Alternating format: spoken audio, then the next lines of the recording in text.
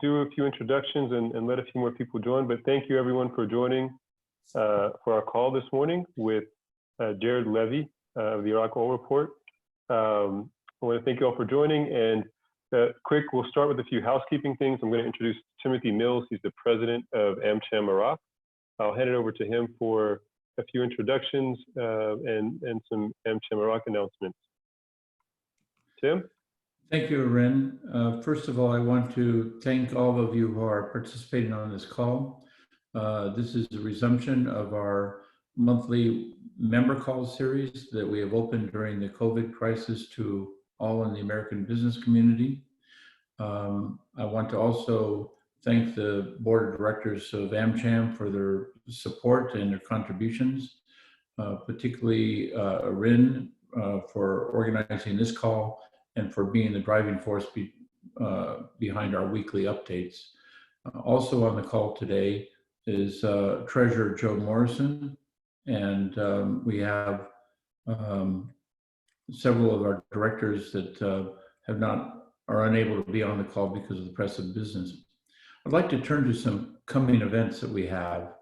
We will continue to continue to host these topical calls from here on out. We'll aim to present the calls not less frequently than monthly, and perhaps more frequently than that as developments occur and we are able to corral speakers and present them to you. Secondly, as many of you know, the US government and the Iraqi government are planning for a bilateral meeting in June, a very important meeting, to discuss the strategic framework agreement, the relationship between the two governments and alike. We, AmCham Iraq, have been invited to contribute a position paper to the US Embassy on issues of most interest to the American business community in Iraq. These are the issues that would be most important to you, our members, on your ability to do business in Iraq and what you need to see from the American government and the Iraqi government. As part of this process, we will seek input from the American business community and prepare the position paper and submit it on your behalf. Would also like to bring your attention to our weekly updates that we've been publishing now for over a month. These are very summary documents that put forth all the critical business information and health and political information that you find important. We received some very favorable comments on these because of their conciseness, but also the cogency of them. If you aren't receiving them, please let us know by replying to us, email management@amchamiraq.org, and we'll be happy to put you on the mailing list. If you have any items that you think that we should cover more extensively, please let us know and we'd be happy to do that. At this point, I'd like to welcome our speaker, Jared Levy, Director of Research of the Iraq Oil Report, and turn it back over to Rin to introduce our speaker and moderate the call. Thank you. Thank you, Tim. I'll just quickly introduce Jared. So Jared is the Research Director for Iraq Oil Report. He oversees a team of data collectors and analysts that provide private and public sector clients with a range of highly respected subscription products and bespoke research services. Previously, Jared headed the Iraq operations of an emerging markets research company and provided a range of research services to multinational companies as an independent consultant focused on Iraq. So Jared, we appreciate you making the time today. I think we've got quite a range of interesting topics. So everyone, we will have a question and answer session at the end. You can submit them using the Q&A function on Zoom, or we can also open it up for questions if you raise your hand through the app as well. So Jared, we're turning it over to you. Thank you, Orin, and thanks, Timothy. It's great to be speaking to you all remotely, and I always enjoy this type of panel, virtual as it may be, because the audience is people who really have a lot of on-the-ground experience in Iraq and frequent contact with the country. So it sort of stands in sharp contrast to doing these theoretical panels in think tanks in London and DC. So thanks for having me. I appreciate the opportunity. As Arun said, I run the research service at Iraq Oil Report. So for those not familiar, we're a news website and research service exclusively focused on Iraq. We've been doing this for about 12 years now. We've got staff scattered across the country, and then some editors and writers located in the US, back and forth to Iraq. So shoot me an email if you're curious to hear more about it after. So, sorry, I'm gonna get a slideshow up here. I'm gonna talk about kind of the current context in Iraq around the oil price crash and the OPEC plus cuts, and what that means for the oil sector, what it means for the economy, what it means for the political environment. And I'm really going to try to focus on the so what for companies operating in Iraq. So keep this operationally relevant to folks who are directly involved in Iraq's commercial environment. And where I fail to do this, please do in the Q&A period ask questions that sort of force me to tie my remarks into what's operationally relevant for the listeners. So I'm going to give a roughly 20-minute presentation, and then, as Arun said, it's open to Q&A and sort of any questions directly related to the presentation, or any sort of general questions that I don't touch on related to current dynamics in Iraq, I'm happy to speak to. So I'll start out by talking about the ramifications of the oil price crash on Iraq's oil sector, and kind of start with OPEC plus cuts. So starting in May, in theory, Iraq is supposed to cut about 1 million barrels per day from the October 2018 production levels, which gets it down to just about 3.6 million barrels per day if it complies. So big picture, based on reporting we've done with Iraqi industry officials sort of scattered throughout oil producing provinces, and kind of looking at this bottom up field by field, our assessment is that there are pretty steep cuts underway, but Iraq probably will miss its quota. And this is particularly the case because cuts are they didn't happen all at once on May 1st. They're kind of ongoing. And so by the end of May, we suspect Iraq will be producing about 3.8, a floor of about 3.8 million barrels per day. And the total kind of monthly average number will be higher than that.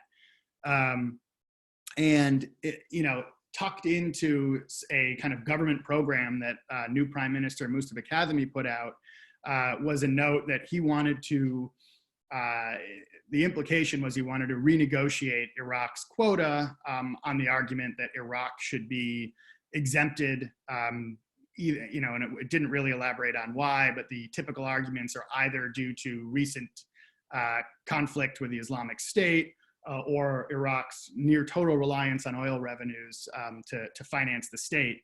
So there may be, that's going to be an uphill battle to convince other OPEC plus members to let Iraq out of its quota, but that seems to be an initiative they may pursue.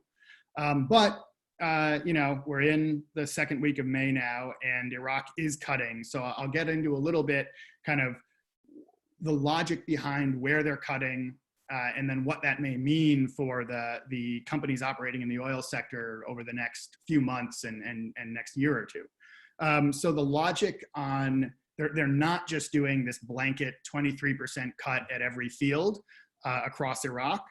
Rather, they're trying to do this based on,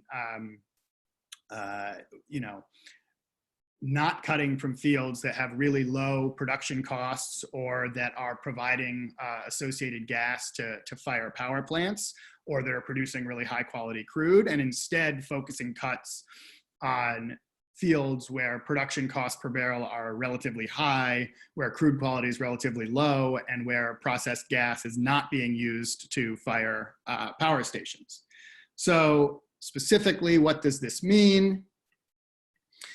This is not, the slide you're looking at now, this is not, I would say, definitive. This is based on our kind of field level reporting about where oil industry sources say they've had guidance relating to cuts. So if there's anyone from any of these, from companies operating at these fields, and this doesn't look like your expectation, I am, this is not definitive. This is just based on reporting we've done about what's expected. So, what really jumps out here is the lion's share of these cuts are coming from IOC operated fields covered by technical service contracts. And there's really only a fairly negligible contribution from state operated fields. The way that oil officials in Basra explain this is that they've already cut state fields since this sort of October 2018 reference date by about 350,000 barrels per day in Basra alone. And there's just not a lot of room left to cut. So we had state fields in Basra doing something like 70,000 barrels per day, maybe a little bit more in April. So there's not a lot to cut there. The most productive state fields now are North Oil Company fields in Kirkuk. And those feed 6 different refineries in northern and central Iraq that can't easily and perhaps not at all be fed by other fields. And that's also the only non-Gulf exports are 90,000 barrels per day going by pipeline to Ceyhan, and about 10,000 barrels per day being trucked to Jordan. So bottom line, if Iraq is going to come anywhere close to meeting its OPEC plus quota, it's going to come from IOC fields. So, what does this mean in the immediate term for field investment, field development work, et cetera? You're going to see significant reduction in spending on field development work. And part of this is a Ministry of Oil request that IOCs cut spending, and then a sort of secondary request that service companies also reduce spending, and that IOCs figure out a way to sort of defer payments to service companies, et cetera. And part of this is that given the global crash in oil prices, at headquarters of most oil companies, they're also trying to figure out ways to cut spending. So, you're going to see a slowdown in drilling and in other work at oil fields meant to increase production in the immediate term, partially as a cost-saving measure and partially because of this quota. There's just no room to grow production in the near term.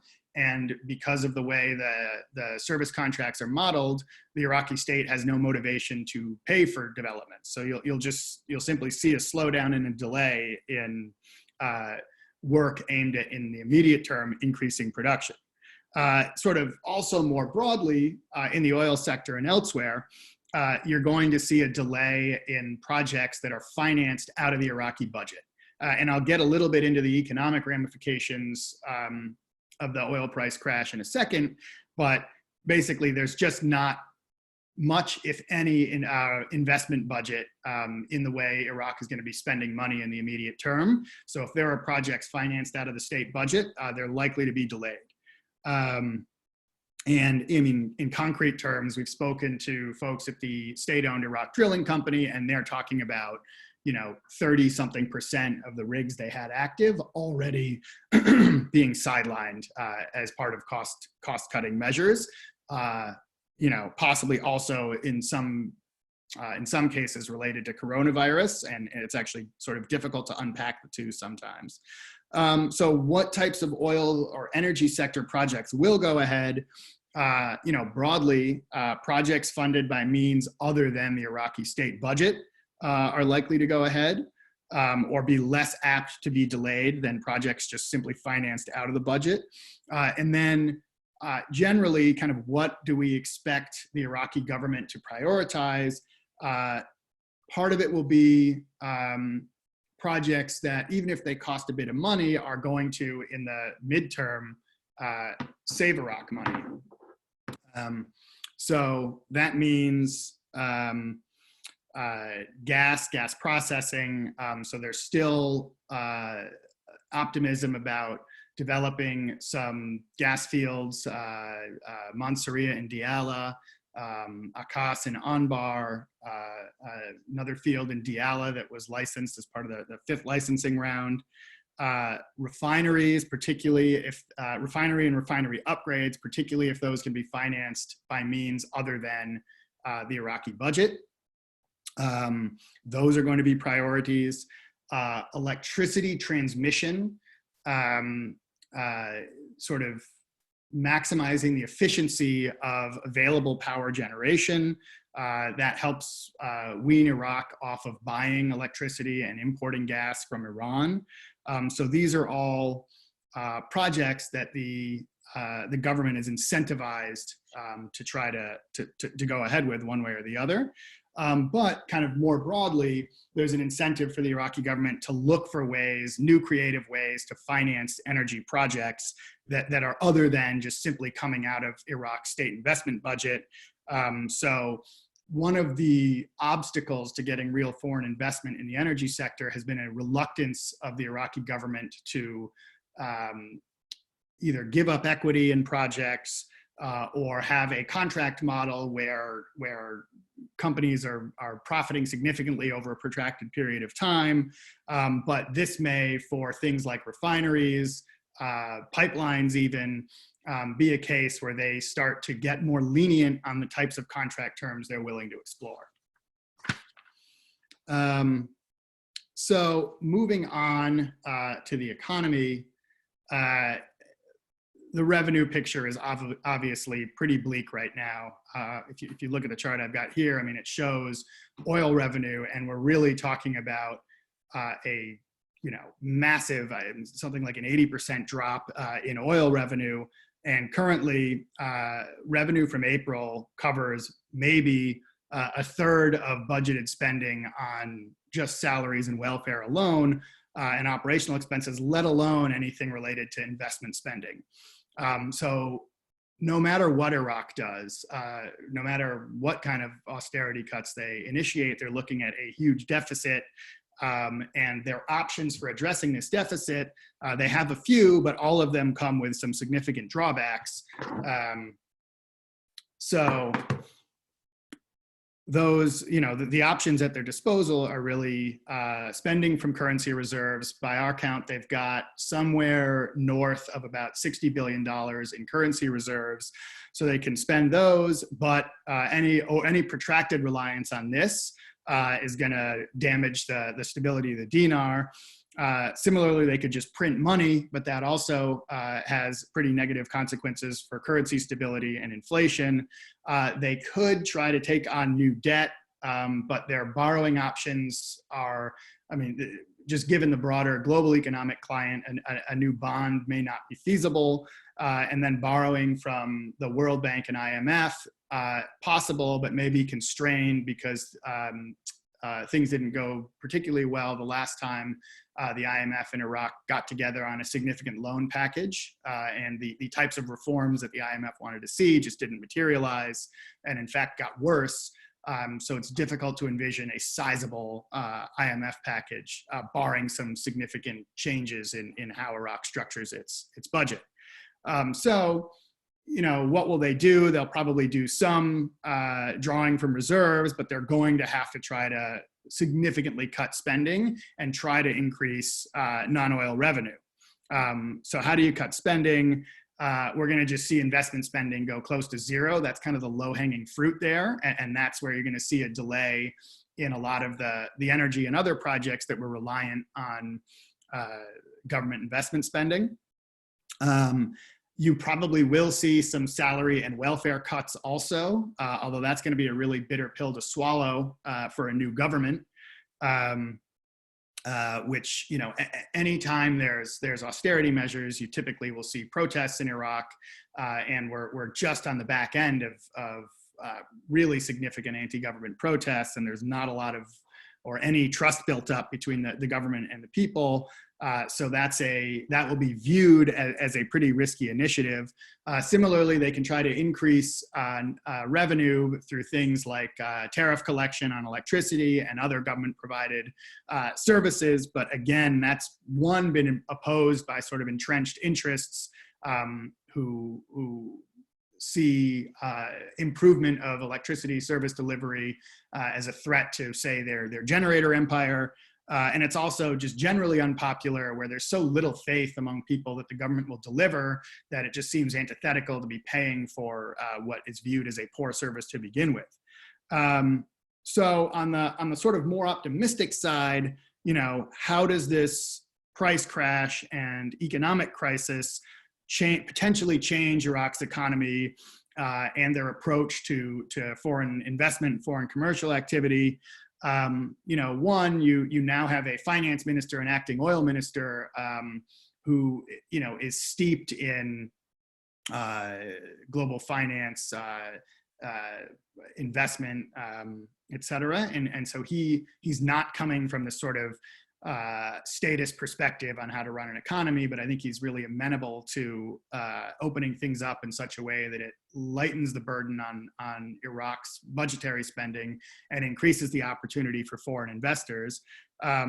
So what does that mean for existing contracts, though? In theory, this should create an environment where the government of Iraq wants to revisit things like the technical service contracts. The IOCs, or many of them, have been pushing for contract modification, some kind of shift to something closer to a production sharing contract where you've got more upside, something resembling equity in the oil for the IOCs, incentive to invest, et cetera. And for the Iraqi state, this would mean the IOCs are assuming some of the risk of a price crash and taking it off the Iraqi government. So you've got the conditions to prompt the Iraqi government to move towards some kind of contract revision in theory. In practice, we'll see. There were some talks after the last oil price crash, 2014, 2015, about contract revision, and there wasn't a whole lot of progress. So I think expectations should be there, but limited in terms of what type of progress is possible. And then this could also, the current dire economic straits could provide some kind of political top cover for trimming bloated public sector, trying to reduce some of the current expenses that eat up most of the government budget every month. But again, I'm speculating here, but probably something that Finance Minister Alawi finds appealing.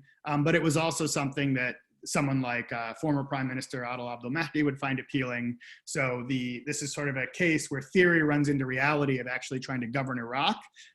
So time will tell whether the financial crisis is used as a, I don't want to say pretext, but because it makes sense to do, but as a initiator for finally kind of trimming some of the government spending on a bloated and inefficient public sector. So moving on to the politics of the current financial crisis. So you've got a new prime minister taking office, facing, I can count 5 or 6 sort of seemingly existential crises that each in their own right would probably eat up most of the bandwidth of a government, and now they're kind of happening all at once.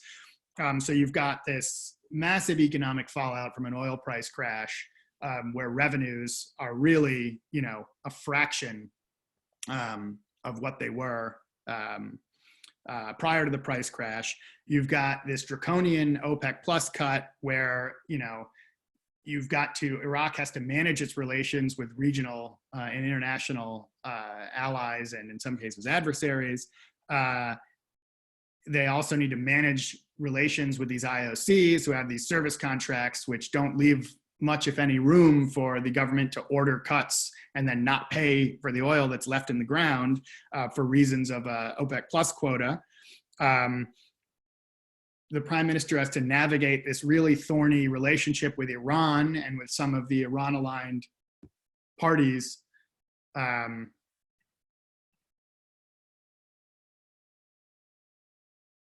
And also navigate the challenging balance between Iran's interests in Iraq and relations with the US government, which is really a bit of a tightrope walk.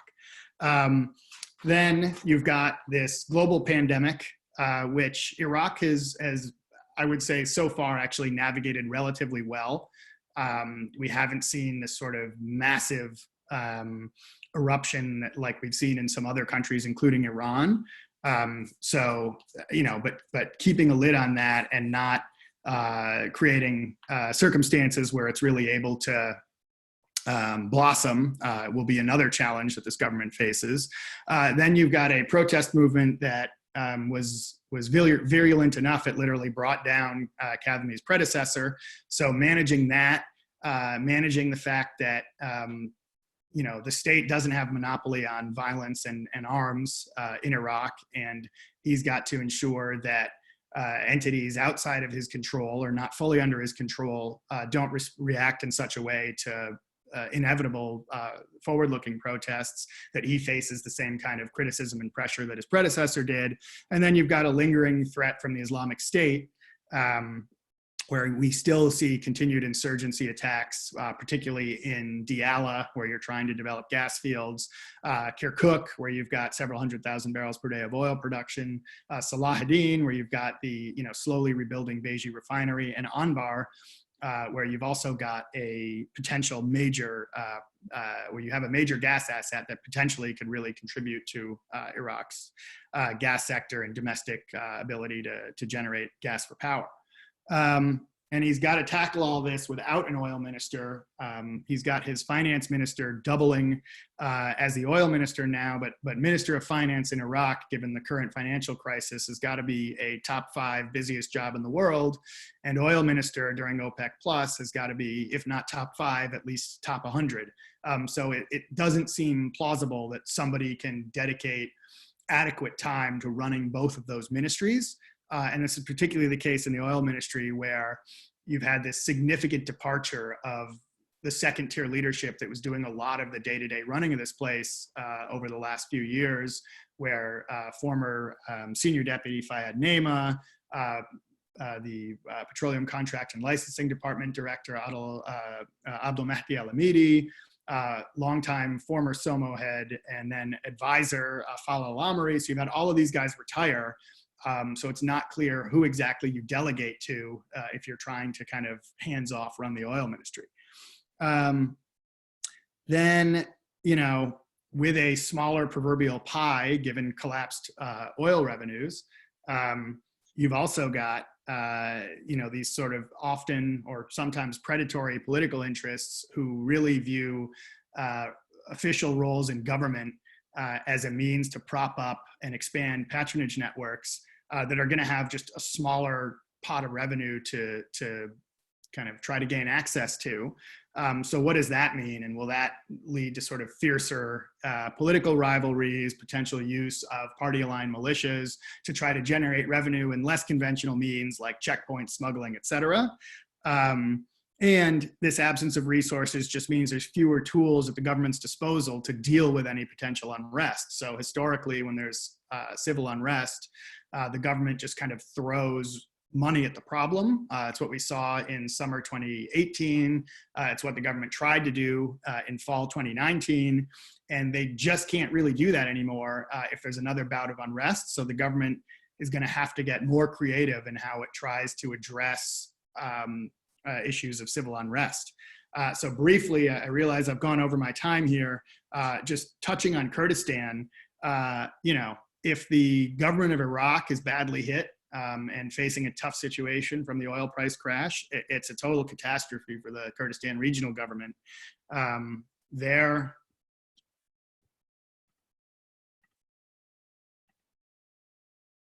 KRGs, I've lost my,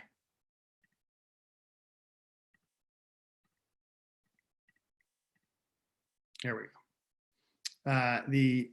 The KRG's revenue is just a fraction of what it's been before. And this is both a product of the oil price crash and reduced oil revenues, and the fact that due to the financial duress the central government's under, the $380 million per month they've been receiving didn't materialize in April. So if you look at this chart here, I mean, it really paints the dire picture of the revenue collapse that the KRG is facing. they also don't have the sort of same tools at their disposal to, in the immediate term, deal with a massive deficit that the central government has. There is no 60-something billion dollars in currency reserves. There is no ability to directly negotiate to take on loans from institutions like the IMF and World Bank, or even in the same way the central government can issue bonds. So there's less tools in the toolkit there. And so this poses obvious issues for the oil sector in Kurdistan.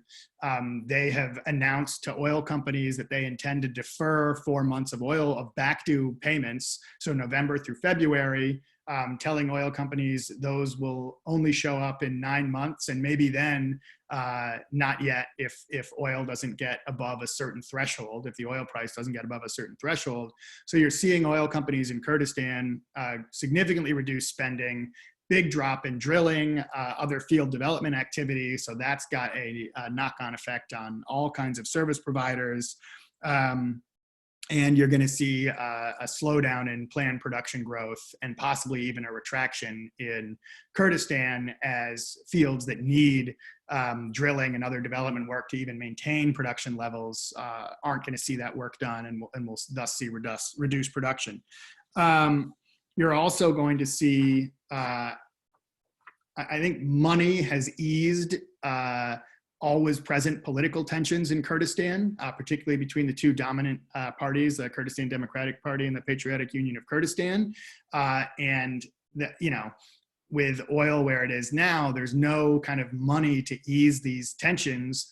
And that's and coupled with the fact that you've got sort of the next generation of leadership in both parties taking on a bigger role, and they often really don't like each other and don't have the shared history that the older generation had. You've got the potential for political tensions that could easily roll over into the energy sector. So assets in the eastern part of the Kurdistan region, in areas that are controlled by the PUK, you may see some resistance to going along with Ministry of Natural Resources plans for those assets, and that could include issues like development of gas fields and what type of infrastructure is built to transport gas after domestic needs are met, and whether that goes to Baghdad, to Turkey, et cetera. With that, I'm going to cut things off, turn it back over to Arin, and get on to Q&A.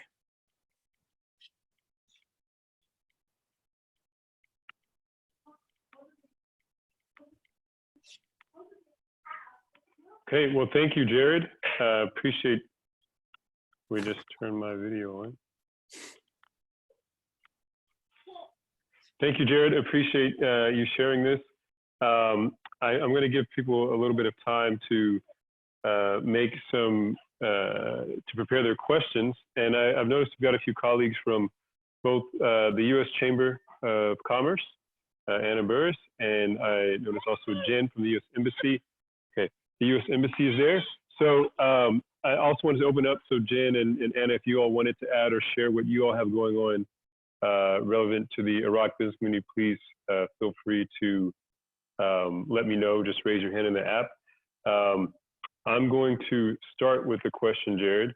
When it comes to the cuts, as we wait for others to submit, when it comes to the cuts and you have the IOCs, they're on their service contracts. They have plateaus they need to hit. They're compensated based on their production. So the contracts really aren't well written for the Iraqi government to force them to reduce their output. How is that going to be handled? What have you seen with that? So yeah, not a lawyer, and certainly not a contracts lawyer, but my understanding is there are very few cases where production can be cut, where the oil ministry isn't on the hook to pay,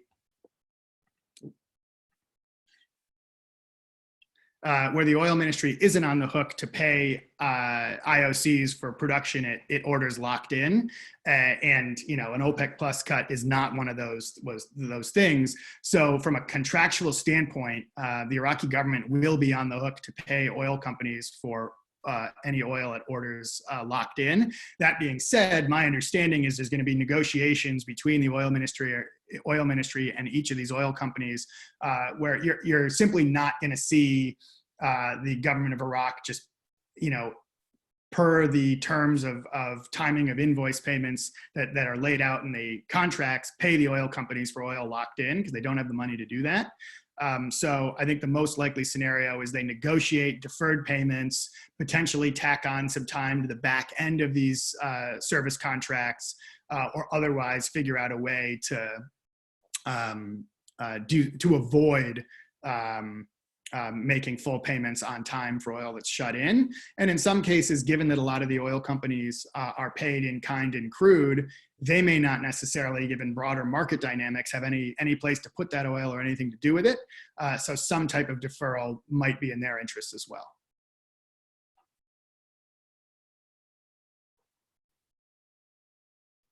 We've got another question there. So any update on the mega Iraq strategic pipeline to Jordan project? Is that something that's going to be funded? Obviously, you said investment is going to be curtailed. Is that something that's being put, to the top of the priority list?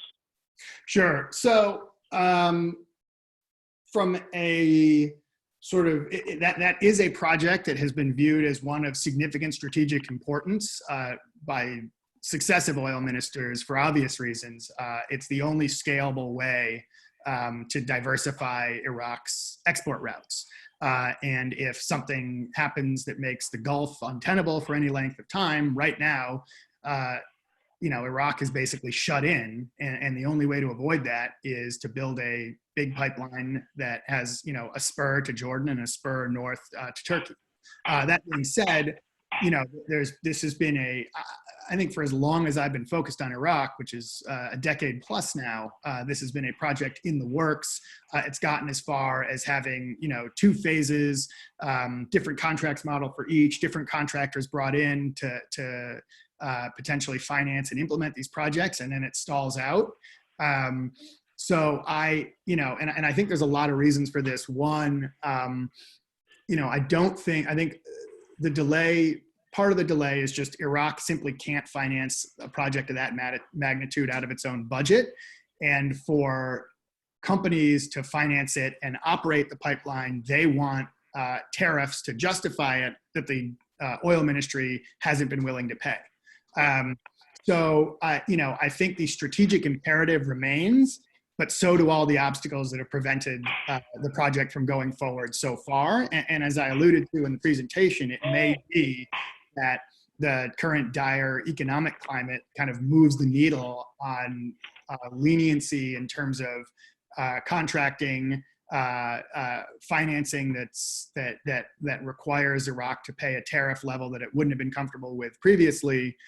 So I would say extremely guardedly optimistic that this could kind of shake up dynamics that have been an obstacle to that project moving forward, and we could see some progress over the next couple of years. But I think honestly, the government's in crisis response mode right now. So until there's a stabilization in oil prices and pandemic under control, I doubt you'll see any real progress. Okay, so we've got kind of a related question, and I'm going to start trying to combine some. But there's a question is from Ahmed Salman: do we see more deferred payment requests coming from Baghdad? And actually, I'd like to let people, if you want to raise your hand, audience, you can also, I'll let you ask them directly with Jared. But would Iraq still be able to gradually cut reliance on the Iranian gas for the power stations? So, they've got the pipeline to Iran. The investment is what's been held up. So we've had an American group that tried to invest and build a project that could, develop a project that could reduce Iraq's reliance on gas. Actually, not invest. They were going to develop it for the government. But is this an opening? What's the take on, like you said, they maybe want to allow private financing of such projects? Is it too early for that, or have you seen anything in your sources that would inform us on that? Sure. So I would say the oil price crash and the sort of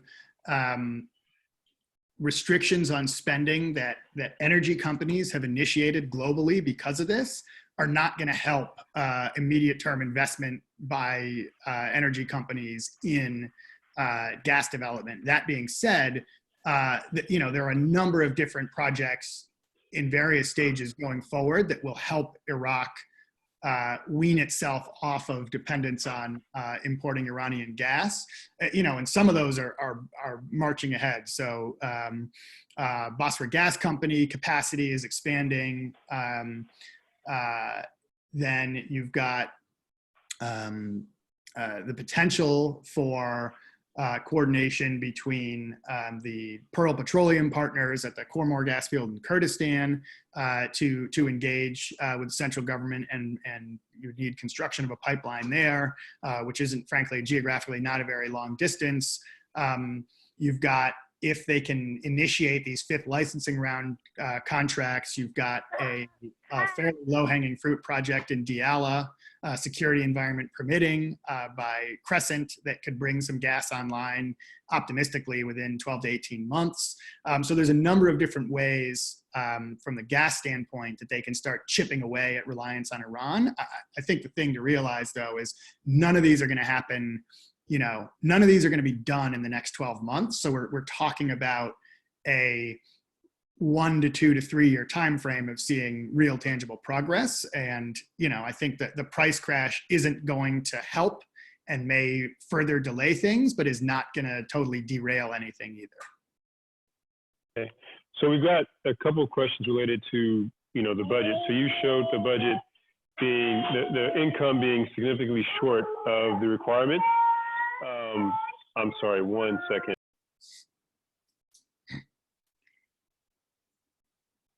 Sorry about that. Okay, so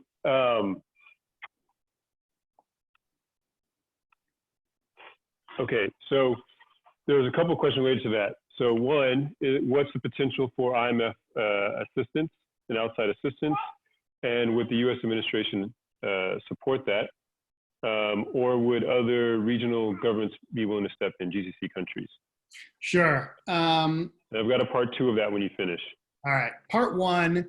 So there was a multi-billion-dollar IMF Iraq standby arrangement that involved phase releases of tranches of money from the IMF to Iraq that was derailed 2 or 3 years ago now, because part of the benchmarks that Iraq had to meet to keep that money coming was freezing spending on public sector salaries and increasing non-oil revenue. And neither of those things happened. So those were benchmarks that had to be met to have continued tranches of money released by the IMF. So I think absent that being addressed, you're not going to see I'm in no position to speak for the IMF, but from where I sit, barring some change there, I find it hard to understand how the IMF could re-enter into an agreement of that scale, which is really something you need, given the magnitude of the financial challenge facing Iraq. We're really talking about multiple billions of dollars for it to be a needle mover in terms of addressing this financial crisis. And I don't see how that can go ahead without addressing the issues that derailed the last time they tried to do this. And in the interim, Iraq has moved further away from sort of compliance with what the IMF was looking for, because the way they've handled successive rounds of civil unrest has been more public sector job creation, or temporary higher job creation, and doing away with some of this electricity tariff collection that was increasing non-oil revenue. That being said, I think there's I also am in no position to speak for U.S. government policy, but my impression is there's a real desire to see Mustafa Kazemi succeed, and a recognition that means Iraq needs some kind of financial help. So I would imagine that the U.S. government will be supportive of any available initiatives to provide some kind of financial support to Iraq. You've already seen discussion around the World Bank kind of repurposing some existing money dedicated to Iraq for helping to address some emergency monetary needs for stuff like coronavirus response. So I think there's these sort of incremental things on the margins that can be done. but some real challenges to the scale of assistance that's really needed to move the needle for Iraq. In terms of aid from regional states, maybe. I mean, these countries are we're talking about a bunch of states that are not quite as reliant as Iraq, but still very reliant on oil revenues, that are dealing with a lot of challenges of their own because of the oil price crash, and who are seeing, I'm sure there could be a similar chart to the one I showed for the revenue of these other governments. You've also, I think there's a pretty mixed track record of financial support at scale from these governments for Iraq. So I think it's definitely something that I think improving relations with GCC states, increasing trade, working on electricity tie-ins with the GCC to sort of augment what Iraq gets from Iran are all things in the works. But I would be surprised if sort of the Gulf states swoop in with like a massive bailout for Iraq. Great. And then given the lack of budget, maybe limited options in the international community, you mentioned that they may be open to different models of financing, allowing private investment. So there's a question here, given the crash in oil revenues, they're going to prioritize investment in the oil sector. But what about investment in new infrastructure in critical areas such as healthcare and education? Do you think they will allow private financing by, let's say, U.S. firms in these areas? I would imagine so, and frankly, I think that's. And I should caveat this by saying I am not a financier nor an economist. So, take everything I say here with the appropriate grain of salt. But yeah, I mean, I think that, allowing, there's a particular sensitivity relating to Iraq's constitution and just sort of general ethos about giving up equity in oil resources. There's a clause in the Constitution that says it's the property of the Iraqi people. There's nothing to my knowledge in there about, ownership of educational facilities or medical facilities being the property of the Iraqi people. So I think there's a fundamental difference there. And I imagine the bigger challenge for getting foreign investment in the healthcare and education sector is not, will the Iraqi government allow this? It's, as an investor, does this make sense to do? And is this a good place to put my money? So I think that'll be the real challenge. And sure, like I imagine that there's different different financing vehicles, particularly anything linked to governments where they see some sort of strategic interest in bolstering this, where financing could be available to do that. But I think if you're talking about foreign companies like plunking down capital to get into Iraq's healthcare sector and education sector, it would have to make more sense to put capital there than in the UAE or some other regional state, and that's really going to be the challenge, not the leniency or lack thereof of the Iraqi government. There's one more economy-related and finance-related question. So Iraq and China have the off-budget oil deal. Are you familiar with that? Are you talking about the $10 billion in financing from the project financing from the Chinese government underpinned by future oil sales? Yes, correct. Yeah. So, the economic advisor, this is from Tim Mills, to Abdul-Mahdi, suggested that this model should be adopted by European and American companies that want to do projects in Iraq. Is this realistic? Have you seen any more discussion on that? So I think there are there are some challenges with, and again, I'm sort of verging into territory that I'm not an expert on, or you're getting into the nuances of different modes of financing, but there are legal challenges and sensitivities, political sensitivities around projects being financed with guarantees of future oil deliveries. And there are some cases where you, in theory, need parliamentary approval to do that. and I think there are, depending on the type of project in question, so you've seen some financing models where companies would invest in infrastructure, and they would get basically the rights to increased oil production at specific oil fields in exchange. And that's been kind of a sensitive topic for the oil ministry and Iraqi politicos. So yeah, I do think that what Iraq was able to work out with China, and again, like, let's see how much of that goes ahead. It's not as if $10 billion in development work is happening right now. This is more just a framework.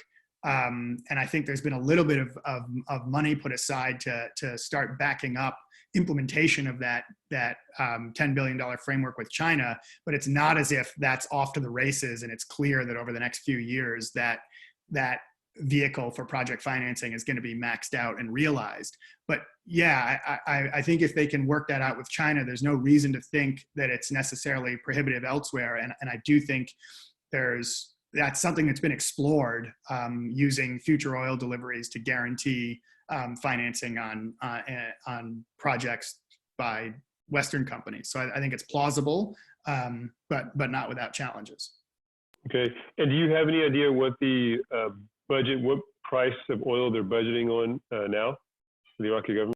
I think well, so we're still kind of doing 1/12 of the 2019 budget, because there is no 2020 budget yet. And I believe that spending was based on $56 a barrel in the 2019 budget. All right, last two questions. Well, there's one more come in. One related to Kurdistan. So do we see what's the likelihood of a new agreement, kind of a definitive agreement between Baghdad and Erbil related to the oil and gas law? How high on the priority list is that? I would say definitive, bad. The track record, the track record post 2014 of KRG GOI agreements on oil and budgeting has just been a series of kind of 2 to 18 month agreements. And, you know, they go on until either political dynamics, security dynamics, or economic dynamics make this, you know, the current status quo untenable. And then there's a period of chaos, and then something new is renegotiated with a, you know, an obviously relatively short shelf life. So the last agreement was basically KRG gets $380 million a month. North Oil Company sticks upwards of 100,000 barrels per day in the KRG export pipeline, doesn't really pay tariffs, and then markets that oil at Ceyhan. And I don't think anybody on either side thought that was going to last forever. And it wasn't really a shock to anybody that the oil price crash and a change in government was enough of a shock to end that.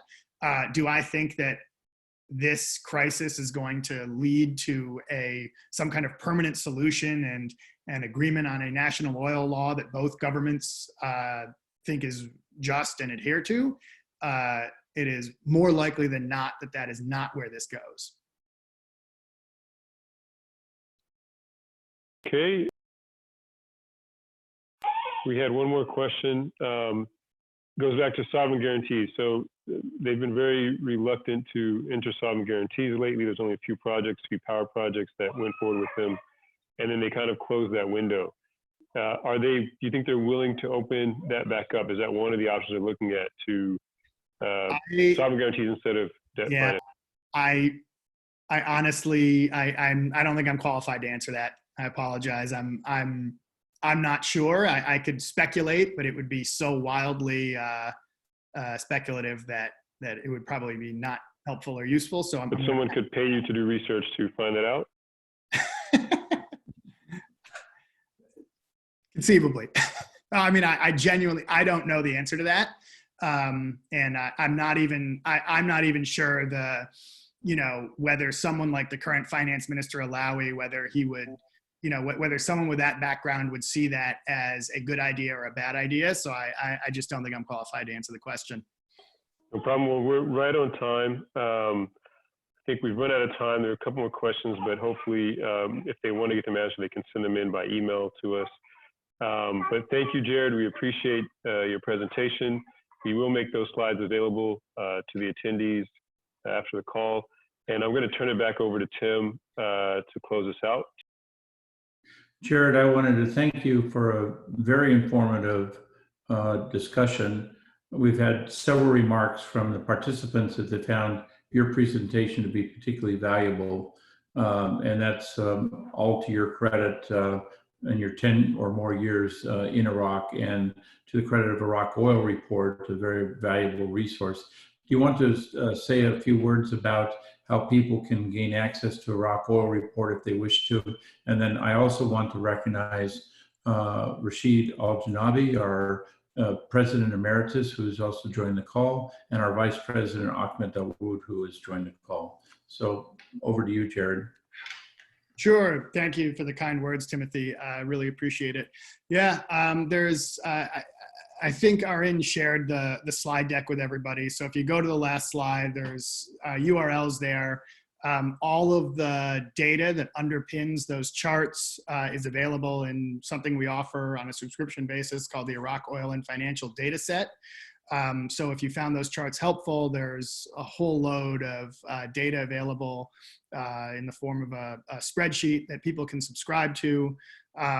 You can also just go to IraqOilReport.com. We've got subscription options for the news website, and my email address is in there. So if you have any other questions about Iraq Oil Report or the work that the research division does, please don't hesitate to be in touch.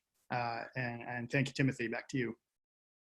Thank you. And one final note for all of our participants. This presentation has been recorded, and with the permission of Iraq Oil Report, we are going to post it on our website, and it'll be a link to that will be available by email. So if any of the participants have other people that want to have access to this presentation by way of the video recording, please drop us a line at management@amchamiraq.org. We'll be happy to share that. To you, Arin, to close the call. Great. Well, thanks, everyone. We hope you enjoyed the call, and we hope you will join for our next one, and we will send out announcements accordingly. Have a great day. Thank you. Thank you, everybody.